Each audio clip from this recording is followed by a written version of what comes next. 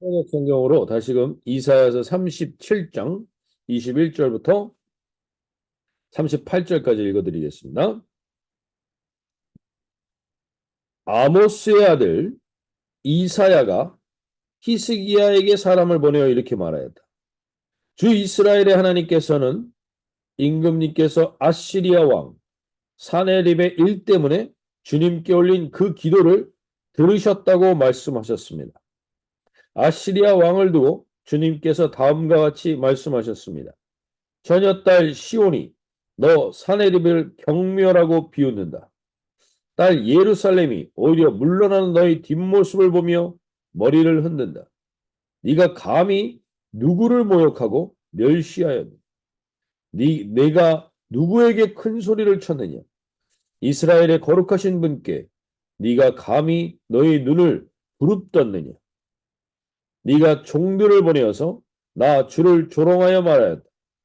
내가 수많은 병거를 몰아 높은 산 이 꼭대기에서 저 꼭대기까지 레바논의 막다른 곳까지 깊숙이 들어가서 키 큰 백향목과 아름다운 잣나무를 베어버리고 울창한 숲 깊숙이 들어가서 그 끝 가운데까지 들어갔고 그리고는 땅을 파서 다른 나라의 물을 마시며 발바닥으로 밟기만 하고서도 이집트의 모든 강물을 말렸다.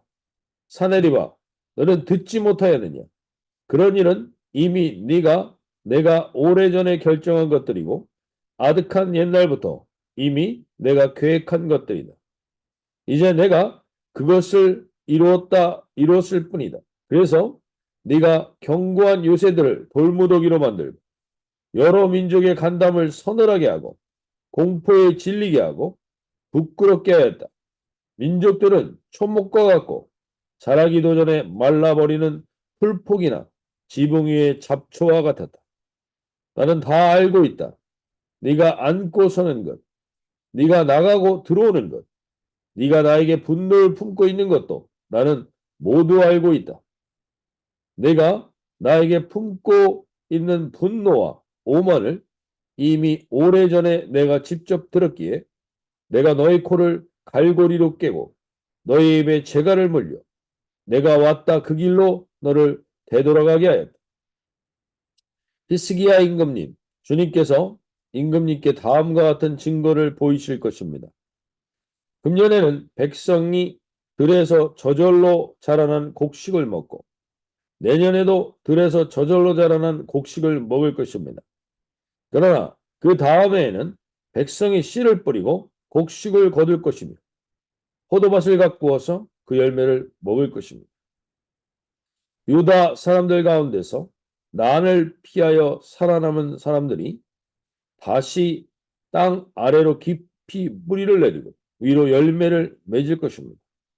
남은 사람들이 예루살렘에서부터 나오고 환란을 피한 사람들이 시온산에서 나올 것이다. 만군의 주님께서 정렬을 가지고서 이 일을 이루실 것이다. 그러므로 아시리아 왕을 두고 주님께서 이렇게 말씀하십니다. 그는 이 도성에 들어오지도 못하며 이리로 활도 한번 쏘아보지 못할 것이다. 방패를 앞세워 접근하지도 못하며 성을 공격할 토성을 쌓지도 못할 것이다. 그는 왔던 길로 되돌아갈 것이고 이 도성 안으로는 절대로 들어오지 못한다. 이것은 나 주의 말이다. 나는 나의 명성을 지키려 하여서라도 이 도성을 보호하고 나의 종 다윗을 보아서라도 이 도성을 구원하겠다. 그런 다음에 주님의 천사가 나아가서 아시리아군의 진영에서 18만 5천 명을 쳐 죽였다. 다음 날 아침에 밝았을 때 그들은 모두 죽은 시체로 발견되었다. 아시리아 왕 사네립은 그곳을 떠나 니느웨 도성으로 돌아가서 머물렀다. 그러던 어느 날 그가 자기 신 니스로그 신전에서 예배를 하고 있을 때 그의 두 아들 아드람멜렉과 사레셀이 그를 칼로 쳐 죽이고 아라랏 땅으로 도망하였다. 그 뒤를 이어 그의 아들 에살 하돈이 왕이 되었다. 네. 어, 오늘 우리가 이 말씀을 통해서 분명히 오늘 우리가 세번역 성경에서 이사야서 37장 32절에 이렇게 얘기하는데 남은 사람들이 예루살렘에서부터 나오고 환난을 피한 사람들이 시온산에서 나올 것이다. 만군의 주님께서 정렬을 가지고서 이 일을 이루실 것입니다. 하나님께서 정렬을 가지고 이 일을 이루시는 것이 있습니다. 그 정렬을 하나님이 열정을 가지시고 이루시는 일이 어떤 것인지를 우리가 좀 오늘 살펴보고 하나님이 마음을 두고 열심을 내는 것에 우리가 깨어있는 이 하루가 되시면 좋겠습니다. 오늘 제가 요즘 그 세계사에 대한 그 영상들이나 이런 것들을 좀 많이 보게 되는데 하나님이 모든 역사 가운데 그 일을 이루셨던 순간들이 있더라고요. 이 2차 세계, 1차 세계대전, 2차 세계대전 가운데 이해할 수 없는 상황들이 있어요. 이해할 수 없는 상황들. 뭐 독일군이 완전히 이 유럽의 프랑스군하고 연합군을 다 물리치고 완전히 몰아붙여서 그냥 끝냈으면 되는데 희한하게 어느 순간 3일 동안 휴전을 하는 시간이 있어. 그 시간 동안에 연합군이 회복되는 시간을 하나님이 주시는 거예요. 6.25 전쟁도 마찬가지입니다. 6.25 전쟁 때도 미국이 중국의 장개석 정부가 모택동 정부에게 져서 쫓겨나갈 때 미국이 개입하지 않습니다. 공산 정권이 될 때 그냥 놔둡니다. 중국이라는 이 아시아에서 가장 중요한 역할을 할 수 있고 영역일 수 있는 중국이 공산화될 때는 미국이 개입하지 않아요. 근데 누구도 관심이 없고 누구도 전혀 이 지역에서 영향력 있는 행사를 할 것 같지 않았던 이 대한민국의 6.25 전쟁이 터졌을 때는 미국이 개입을 한다는 거예요. 이러한 것들이 우리가 생각하는 것과 다릅니다. 우리는 그게 어떻게 역사적, 정치적 이런 사건으로 우리가 생각합니다. 그러나 철저하게 그것은 하나님이 개입하시는 상거예요. 이해가 안 되죠. 중국이라는 나라가 공산화될 때는 전혀 가입을 안 하다가 이 작은 나라가 종산화되는데 그걸 막아주기 위해서 들어온다는 거? 그건 이해하기가 쉽지 않은 일이에요. 그런 일들은 지금 세계 역사 속에 특히 전쟁의 역사 속에는 반드시 있습니다. 제가 그걸 보면서 참으로 신비한 하나님의 섭리, 즉 기도하는 사람들이 어떻게 기도하고 있는가가 거기에 하나님이 어떻게 개입하고 있는가가 역사 속에서 증명되고 있다는 사실. 그래서 오늘 그 사실이 오늘 이 말씀에서도 이루어지는 겁니다. 하나님은 반드시 열심을 내고 정열을 내어서 하시는 일이 있습니다. 그 첫 번째가 오늘 하나님은 자신의 명예를 위해서 절대로 교만한 자들이 만홀히 여김을 그냥 놔두시지 않습니다. 오늘 37장 22절 23절을 보시면 처녀딸 시온이 이걸 제가 세번역 성경이 좀 더 이해하기 쉽게 돼 있기 때문에 22절 23절을 제가 읽어드릴게요. 처녀딸 시온이 너 사내립을 경멸하고 비웃는다. 딸 예루살렘이 오히려 물러나는 너희 뒷모습을 보며 머리를 흔든다. 네가 감히 누구를 모욕하고 멸시하였느냐? 네가 누구에게 큰 소리를 쳤느냐? 이스라엘의 거룩하신 분께 네가 감히 너의 눈을 부르떠느냐? 오늘 우리가 분명히 하셔야 되는 거야. 하나님을 우습게 여기고 하나님을 만홀히 여겼던 사람들에 대해서 하나님은 절대로 그냥 두시지 않습니다. 그들을 변화시켜서 사도 바울과 같이 하나님께 무릎을 꿇게 하든지 그들이 끝까지 반항을 하면서 하나님을 대적하면 반드시 거기에 대한 대가는 따르게 돼 있습니다.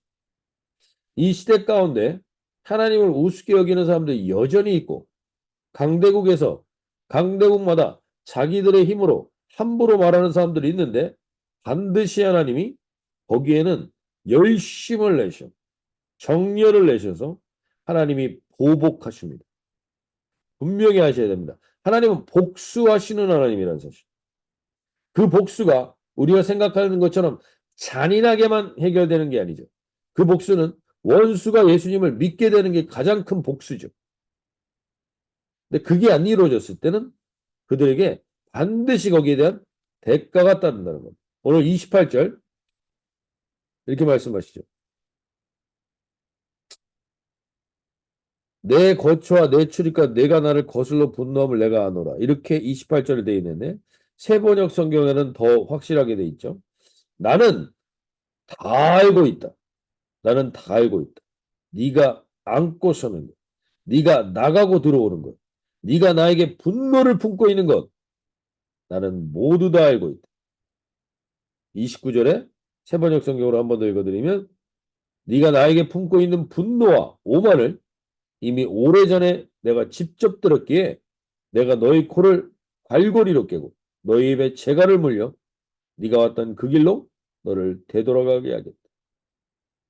사내림이 하나님 앞에 오만방자했던 것을 하나님은 절대로 그냥 놔두시지 않습니다. 오늘 저하고는 이것을 분명히 알고 하나님은 여기에 열심을 내신다고 말씀하셨어요. 하나님이 열심을 내고 정열을 내어서 하시는 일에 깨어 있으셔야 합니다. 이 세상이 아무리 자기가 자기 잘난 맛에 떠들어대고 있지만 반드시 하나님을 우습게 여겼던 것, 하나님을 조롱하였던 것, 하나님의 눈을 부릅떴던 것, 하나님이 다 알고 계십니다. 오늘 그렇게 오늘 우리가 내 주변 가운데 그런 사람이 있습니까? 여러분 그런 사람들 때문에 너무 마음이 힘드십니까? 저는 그렇게 기도한 적이 많습니다. 복수하시는 하나님, 내가 손대지 않습니다. 내가 건드리지 않겠습니다. 복수하시는 하나님께서 그 이루어 주십시오. 그렇게 기도하며 깨어 내 마음의 답답함과 내 마음의 스트레스를 그 어둠을 날려버리시는 은혜가 있으시길 바랍니다. 절대로 내가 그 일에 손을 대실 필요가 없습니다. 하나님께서 다 듣고 계시고 다 알고 계시고 그리고 다 하나님께서 계획하십니다. 계획하십니다. 그 사람을 변화시켜 하나님께 꼬꾸라뜨리시든지 아니면 거기에 해당하는 대가가 따르는 오늘 저와 여러분 가운데 하나님 앞에 하나님께서 이 일에 열심을 갖고 계시다는 사실을 분명히 알고 있어야 합니다. 하나님 앞에 그렇게 마음을 토해내실 수 있길 바랍니다. 그러나 가급적이면 그 사람에게 어떤 재앙과 대가가 따르기 전에 하나님께 돌이켜 무릎 꿇게 되는 것이 최고의 복수입니다. 하나님이 그것을 우리에게 하시는 최고의 복수. 그래서 원수를 사랑하신 이유가 그들이 결국 하나님께 무릎 꿇게 될 때 엄청난 회개와 엄청난 후회를 하게 될 것이기 때문에 그것이 서로를 살리며 가장 서로를 살리는 최고의 복수일 수 있습니다. 오늘 그렇게 기도하며 나가실 수 있길 바랍니다. 두 번째로 하나님께서 열심을 내시는 게 어떤 것이냐? 35절을 보시면 대저 내가 나를 위하여 내 종 다윗을 위하여 이 성을 보호하며 구원하리라 하셨나이다. 하나님은 언제나 남유다의 운명을 놓고 언제나 얘기하실 때 빠지지 않는 것이 무엇이냐면 다윗을 위하여 다윗의 장막 다윗이라는 말이 계속해서 나옵니다. 다윗이 무엇을 했기에 하나님은 계속 다윗을 생각하십니까? 다윗을 생각하시는 이유가 무엇입니까? 오늘 하나님이 우리에게 분명히 깨닫길 원하십니다. 다윗이 특별했던 건 없습니다. 그러나 우리가 지난주 주일날 말씀처럼 다윗은 만군의 하나님을 찬양합니다. 그리고 만군의 하나님을 선포하고 만인을 위하여 기도합니다. 자기가 쫓겨가는 순간에, 자기가 동굴에 있는 순간에 하나님이 그 다윗을 생각하신다. 언제나. 그래서 다윗을 생각한다라는 것을 너무 추상적으로 보실 게 아니라 다윗은 무엇을 붙들고 있었냐면 하나님의 약속을 언제나 붙들고 있었어요. 이 언약과 찬양을 끝까지 포기하지 않았던 사람. 자기가 미친 척하며 자기 아들에게 쫓겨나갈 때도 그는 시편의 찬양을 놓치지 않았던 사람. 오늘 저와 여러분 가운데 하나님이 네가 다윗과 같이 환난 중에도 공고한 중에도 하나님의 약속을 붙들고 만 백성을 위하여 찬송하고 기도하는 일을 하는 그 자를 하나님은 절대로 거기에 그 찬양과 기도에 열심을 내어 반응하신다는 것이죠. 오늘 이 아침에 저와 여러분이 분명히 아유 내가 오늘 하루 살아가기도 힘들어 죽겠는데 내가 누구를 위해 기도하나? 나 혼자 이렇게 믿음 지키기도 어려운데 내가 누구를 위해 기도하나가 아니라 다윗처럼 자기가 쫓겨가는 비참한 신세에서도 만군의 하나님을 찬양하는 것처럼 우리가 그렇게 주님을 오늘 찬양하고 주님의 약속을 붙들게 될 때 하나님은 그 일을 우리를 통해서 이루어 주실 줄로 믿습니다. 오늘 저와 여러분 가운데 그 역사가 있기를 소원합니다. 그 기도를 붙드는 오늘 하나님 어떠한 상황 가운데서도 내가 나만을 위해서 기도하지 않고 열방을 위해 기도하고 하나님을 찬송하는 것을 놓치지 않는 역사가 있게 해주십시오. 그래가 있게 해주십시오. 주님을 만국을 위한 열방을 위한 기도가 살아있는 공동체가 저희 공동체가 되게 해주십시오. 다윗의 장막과 같은 장막이 저희 오늘 내 가정과 이 공동체가 되게 하여 주십시오. 그렇게 기도하실 때 하나님은 반드시 거기에 열심을 내어 그 일을 이루실 줄로 믿습니다. 마지막으로 오늘 히스기야가 하나님 앞에 했던 이 기도에 하나님이 반응하시는데 32절 말씀 한번 보시죠. 이는 남은 자가 예루살렘에서 나오며 피하는 자가 시온산에서 나올 것입니다. 만군의 여호와의 열심히 이를 이루시리이다. 남은 자가 누굽니까? 여기서 말하는 남은 자라는 것은 어떠한 환난과 곤고가 일어났을 때 이 사람은 어떠한 태도를 가지는가? 오늘 다시 한번 이사야서 37장 14절 히스기야가 어떤 행동을 했는지를 정확하게 보면서 하나님은 여기에 열심을 내시는데 그것이 뭐냐? 14절에 히스기야가 그 사람에게 손을 14절입니다. 손에서 글을 받아 보고 여호와의 전에 올라가서 그 글을 여호와 앞에 펴놓고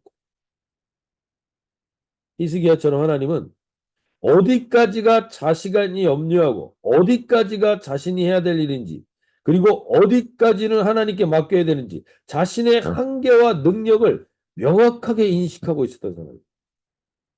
하나님이 우리에게 왜 이런 어려움과 고난을 주시는가 분명히 하셔야 됩니다. 우리의 한계가 무엇인지를 알게 하시기 위해서입니다. 우리의 한계가 무엇인지를 모르고 자기가 하나님이 되어 있는 영역을 철저하게 깨트리시고 철저하게 하나님께 맡기는 것에 하나님은 그 맡기는 기도에 열심을 내십니다. 열심을 내십니다. 히스기야뿐만 아니라 여호사밧 왕도 그랬죠. 18만 5천 명, 12만 5천 명 이런 사람들이 자기를 둘러쌌을 때 어쩔 수 없잖아요. 자기 힘으로 아무것도 할 수 없어요. 그때 그들은 할 일이 뭐냐? 그걸 하나님께 올려드리고 그리고 거기서 하나님을 찬양하는 일을 했어요. 하나님밖에는 이것을 해결할 분이 없습니다. 우리가 그렇게 주님께 그 대신 철저하게 맡기는 겁니다. 철저하게 맡기는 겁니다. 이 철저하게 맡기는 자가 하나님은 그 사람이 남은 자라고 하죠. 남은 자는 특별히 자기가 뭔가를 한 사람이나 자기가 율법을 잘 지킨 사람이나 아니면 자기가 어떤 공로를 세운 사람이나 이 사람들이 남은 자가 아닙니다. 하나님이 말씀하시는 남은 자는 철저하게 하나님께 맡기는 사람입니다.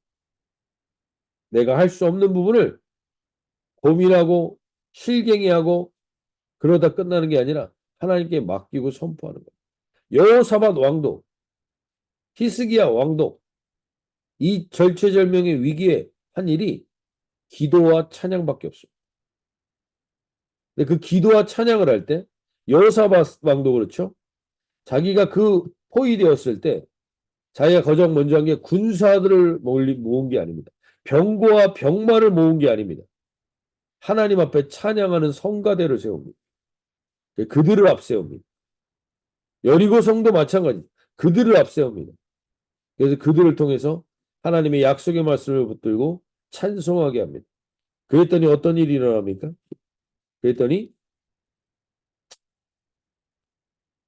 32, 38절 보실 거예요. 36절에 이렇게 나오죠. 여호와의 사자가 나가서 아수르 진중에서 18만 5천인을 쳤으므로 아침에 일찍 일어나 본즉 시체뿐이라. 하나님이 우리가 찬양하고 기도할 때 반드시 여호와의 사자가 움직이게 되는 것을 오늘 이야기해 주십니다. 오늘 이 약속을 분명히 확인하실 수 있길 바랍니다. 내가 하나님을 찬양하고 기도할 때 아무 일도 일어나지 않는 게 아닙니다.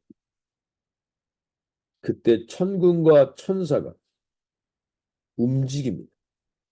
오늘 우리가 그 천군과 천사가 반드시 여호와의 사자가 움직이는 것을 보는 살아있는 기도와 살아있는 찬양이 있는 오늘 하루가 되었습니다.